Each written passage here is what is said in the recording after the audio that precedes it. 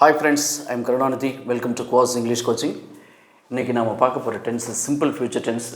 Simple future tense is used to talk about what we think or believe will happen in the future. எதிர்காலத்தில் நடக்கக்கூடிய ஒரு செயலை நமக்கு மனசுல நினைக்கிறது, நாம் இப்படிலாம் நடக்கும்னு தோன்றது, அதை சொல்றதுக்கான ஒரு டென்ஸ்ங்க இது. ரொம்ப சிம்பிள் ஃபார்மேட். சப்ஜெக்ட் வில் போட்டுக்கணும், அடுத்து V1 form of the verb சேர்த்துக்கணும். இப்போ ஒரு உதாரணத்துக்கு பார்த்தீங்கன்னா we will buy a mobile phone. we will buy a mobile phone. we will னு இருக்கிறது ஒரு ஷார்ட் ஃபார்ம் இது. இன்னும் நிறைய உதாரணங்கள் அடுத்த செக்மெண்ட்டில் பார்ப்போம். நண்பர்களே, அந்த ஃபார்மில் ஷல் போட்டிருந்தேன்ல, ஷல் வந்து சாதாரணமாக ஐக்கும் விக்கும் ஷல் யூஸ் பண்ணணும்னு சொல்லுவாங்க. இப்போ ஸ்போக்கன் இங்கிலீஷில் நடைமுறையில் என்ன இருக்குதுன்னு கேட்டிங்கன்னா, அந்த ஷல் வந்து யூஸ் பண்ண தேவையில்லை, வில்லே யூஸ் பண்ணிக்கலாம்னு சொல்கிறாங்க. ஆனால் கொஸ்டின் ஃப்ரேம் பண்ணி கேட்கும்போது மட்டும் ஐக்கும் விக்கும் நாம் ஷல் யூஸ் பண்ண வேண்டியிருக்கு. ஒரு உதாரணத்துக்கு, shall I close the door, கதவை சாத்துட்டுமா, ஷல் வி மீட் டுமாரோ, நாளைக்கு சந்திக்கலாமா அப்படின்னு கேட்குற மாதிரி சுச்சுவேஷனில் இந்த நம்ம ஷல்லு தாங்க யூஸ் பண்ணுறோம். இந்த சிம்பிள் ஃபியூச்சர் டென்ஸு எந்தெந்த சூழ்நிலைகளை நாம் பயன்படுத்துகிறோங்கிறத நிறைய உதாரணங்களுடன் ஸ்லைட் ஷோவில் பார்த்தோம். நண்பர்களே, ஐ அண்டு வி நாம் கொஸ்டின்ஸை ஃப்ரேம் பண்ணி கேட்கும்போது ஷல் போடணும்னு சொன்னேன்ல, அதுக்கு ஒரு சில உதாரணங்கள் சொல்கிறேன். ஷல் வி கோ, நம்ம போகலாமா, shall I shut the door, நான் அந்த கதவை சாத்துட்டுமா, ஷல் வி கோ ஷாப்பிங், நம்ம ஷாப்பிங் போவோமா, shall we buy some vegetables, நம்ம கொஞ்சம் காய்கறிகள் வாங்கலாமா. இவ்வளோ தான் நண்பர்களே, ரொம்ப சிம்பிள். அடுத்தது, இந்த சிம்பிள் ஃபியூச்சர் டென்ஸை எந்தெந்த சூழ்நிலைகள்லாம் நம்ம யூஸ் பண்ண போகிறோங்கிறத அடுத்த ஸ்லைடில் பார்ப்போம் வாருங்கள். இப்போது நம்ம பேசிகிட்டே இருக்கும்போது இன்ஸ்டன்ட் டெசிஷன்னு சொல்லுவாங்க. ஏதோ ஒரு கேள்வி கேட்பாங்க, அப்போ வந்து ஒரு டக்குன்னு ஒரு டெசிஷன் எடுத்து நம்ம பேசுகிற மாதிரி இருக்கும். அதே மாதிரி சுச்சுவேஷன்லாம் நம்ம இதை பயன்படுத்தலாம். இப்போ ஒரு உதாரணம் சொல்கிறேன் பாருங்கள். என்ன சாப்பிட்றீங்க, டீயா காஃபியா, டீ சாப்பிட்றேனே அப்படின்னு நம்ம தமிழில் சொல்லுவோம் இல்லைங்களா. What would you like to have, tea or coffee, I will have a tea please அப்படின்னு சொல்லலாம். அடுத்தது, did you phone Sunilkumar, oh no I forgot, I will phone him now. சுனில்குமாருக்கு ஃபோன் பண்ணியா, அடாடாடா மறந்துட்டனே, நான் இப்போ பண்ணுறேன் அப்படின்னு நம்ம சொல்லுவோம்ல, அது. அடுத்தது, வெளியில் மழை பெய்யுது, it's raining, I will take an umbrella அப்படின்னு சொல்லலாம். அடுத்தது, the manager is very busy at the moment அப்படின்னு சொல்கிறாங்க, no problem, I will wait அப்படின்னு நம்ம சொல்லுவோம்ல ஒரு நிறுவனத்தில், அதே மாதிரி. அடுத்தது, you are very busy, I won't stay long, நீங்கள் ரொம்ப பிஸியாக இருக்கீங்க, உங்களை டிஸ்டர்ப் பண்ண விரும்பல, நானும் ரொம்ப நேரம் இருக்க மாட்டேன், நான் கிளம்புறேன் அப்படிங்கிற மாதிரி நம்ம பேசுவோம் இல்லைங்களா. அதற்கானது இது. You are very busy, I won't stay long. I am busy now, I will call you later, நான் இப்போ கொஞ்சம் பிஸியாக இருக்கேன், நான் பிறகு கூப்பிடுறேன். Bye, I will see you tomorrow. அடுத்து, ப்ரெடிக்ஷன்ஸ். இது வந்து நம்ம மனசில் தோன்றுறது, இது ஒரு யூகமாக சொல்கிறது. இதே மாதிரி சுச்சுவேஷன்லாம் ஐ திங்க் அப்படின்னு சொல்லி சொல்கிறோம். அதை ஐ think he will help you, எனக்கு என்ன தோணுதுன்னா அவன் அவனுக்கு ஹெல்ப் பண்ணுவான்னு தோணுது.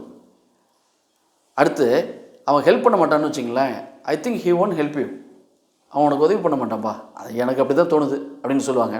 அதுதான் I think he will win the gold medal.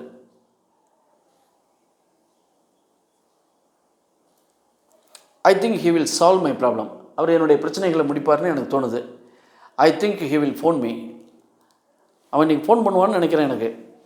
I think she will score good marks, அவன் நிறைய மார்க் எடுப்பான்னு எனக்கு தோணுது. இப்போ ஒரு சில விஷயங்கள் வந்து நம்ம ஆஃபர் பண்ணுறோன்னு வச்சிங்களேன், அதே மாதிரி நேரத்துலையும் வரும். சரி நான் கிளம்பிட்டுங்களா அப்படிங்கும்போது, இருங்க கொஞ்சம் வெயிட் பண்ணுங்கள், ஒரு டீ போட்டு தரேன் அப்படின்னு சொல்கிறோம்ல, please wait, I will make a tea for you அப்படின்னு சொல்லலாம். ஒரு லக்கேஜ் எடுத்துக்கிட்டு ரொம்ப கஷ்டப்பட்டு ஒருத்தர் நடந்து போகிறாரு, அப்போ வந்து நீங்கள் கொஞ்சம் ஹெல்ப் பண்ணுறதுன்னு முடிவு பண்ணிட்டீங்கன்னு வச்சுங்களேன், that bag looks very heavy, I will help you with it அப்படின்னு நீங்கள் சொல்லலாம். அம்மாவுக்கு கிச்சனில் க்ளீன் பண்ணுறதுக்கு உதவி பண்ணு, நான் ஒத்தாசை பண்ணுறேன் அப்படின்னு நம்ம சொல்லுவோம் இல்லைங்களா, அதுக்கும் சொல்லலாம், ஐ will help you clean the kitchen. இந்த ஹெல்ப் யூன்னு போட்டால் அடுத்தது வந்து சிம்பிள் ப்ரெசன்ட் டென்ஸில் தாங்க வரும், அதையும் கொஞ்சம் கவனிச்சுக்கணும். அடுத்து, அக்ரிங் டு டூ சம்திங். ஏதோ ஒரு சில விஷயங்கள் நம்ம ஒத்துக்கிறோம், நம்ம செய்யலாம்னு ஒத்துக்கிறோம் அப்படின்னாக்க அதுக்கு சொல்லலாங்க. இப்போ ஒருத்தர் சொல்கிறார், ஐ ஆம் ரன்னிங் ஷார்ட் ஆஃப் மணி, எனக்கு பணம் பற்றாக்குறையாக இருக்குது அப்படின்னு சொல்லும்போது, don't worry sir, I will lend you some money அப்படின்னு சொல்லலாம். இங்கே I will lend you some மணின்னு போட்டுக்கேன், I will lend you some அப்படின்னும் சொல்லலாம். I am running short of மணிங்கிறத அவர் ஏற்கனவே சொல்லிட்டாருங்கிறதுனால don't worry I will lend you some அப்படின்னு சொல்லலாம். ப்ராமிஸ் பண்ணும்போது சொல்லலாம், என்ன நடந்ததுன்னு நான் யார்ட்டையும் சொல்ல மாட்டேன், ஐ ப்ராமிஸ் யூ அப்படிங்கிறது தான். I won't del any one what happen, I promise. சில விஷயங்கள் நாம் என்ன சொன்னாலும் சில பேர் கேட்க மாட்டாங்க. அதே மாதிரி நேரத்தில் நம்ம சொல்லலாம். இப்போ பாருங்களேன், I have try to advise but she won't listen. நான் எவ்வளவோ முயற்சி பண்ணிவிட்டு அவளுக்கு அட்வைஸ் பண்ணுறதுக்கு அவள் கேட்க மாட்டா அப்படின்னு அர்த்தம். அவன் திருந்தவே மாட்டாங்க அப்படின்னு நம்ம சொல்லுவோம்ல. He won't mend his ways. Car start ஆகாது, பேட்ரி வீக்காக இருக்குது அப்படின்னு சொல்லுவோம்ல. த கார் ஒன்ட் ஸ்டார்ட் அப்படின்னு சொல்லணும். I wonder what will happen. I ஒண்டருங்கிறதுக்கு ஒரு மீனிங் ஐ டோன்ட் நோன்னு அர்த்தம். I wonder what will happen, I don't know what will happen. அடுத்து பாருங்களேன், don't phone Uma now, she will be busy. Uma இந்த நேரம் பிஸியாக இருப்பான்னு தெரியும்னா நான் இதை சொல்லலாம். Don't phone Uma now, she will be பிஸின்னே சொல்லலாம். I am sure you will get the ticket. உனக்கு டிக்கெட் நிச்சயமாக கிடச்சிருப்பா அப்படிம்பாங்களே, அதுதான். ஐ ஷல் பி ஹியர் டுமாரோ. நாளைக்கு இங்கே தான் இருப்பேன் நான். நாளைக்கு இங்கே இருக்க மாட்டேன்னு சொல்கிறதுக்கு ஐ shall not be here tomorrow.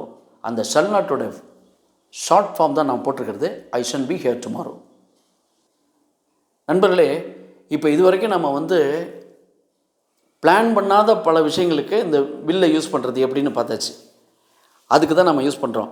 ஒரு சில விஷயங்கள் பிளான் பண்ணி இதுதான் நடக்க போகுது ஃப்யூச்சரில் அப்படிங்கிறது முடிவாயிடுச்சுன்னு வச்சுங்களேன், அந்த ஃபார்ம் மாறிடும். எப்படி மாறும்னு கேட்டிங்கன்னா, கோயிங் டுன்னு போடணும். அதுக்கு ப்ராக்கெட்டில் போட்டிருக்கேன் பாருங்கள், பின்னு போட்டிருக்கேன் இல்லைங்களா. பிங்கிறது பி ஃபார்ம் வேர்ப். ஐன்னு போட்டுக்கிட்டிங்கன்னா ஆம்னு வந்துடும். பி போட்டிங்கன்னா ஆர், யூ போட்டாலும் ஆர், ஹீ போடும்போது ஷீ போடும்போது இட்டு போடும்போது ஈஸ்ன்னு வரும். இப்போ பாருங்கள், ஒரு உதாரணத்துக்கு சொல்கிறேன். I have decided I am going to attend the function. நான் முடிவு பண்ணிட்டேன், நிச்சயமாக அந்த ஃபங்க்ஷனுக்கு போகிறேன் அப்படின்னு அர்த்தம். I am going to Chennai next week, I have got the tickets.